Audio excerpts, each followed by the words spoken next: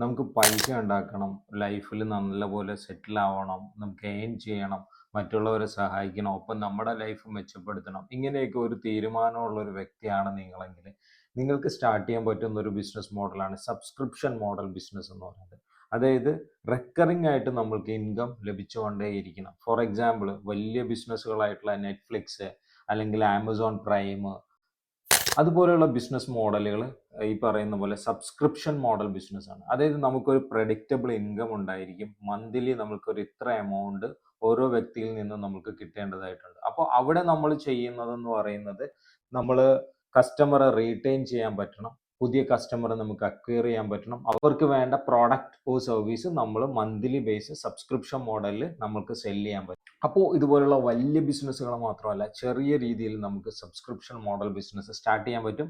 ആ business ideas വേണമെന്നുണ്ടെങ്കിൽ റാഫിസ്.in follow ചെയ്തിട്ട് ഈ വീഡിയോയുടെ താഴെ ഐഡിയാസ് എന്ന് കമൻറ്റ് ചെയ്താൽ മതി, ഞാൻ നിങ്ങൾക്ക് അയച്ചു തരാം.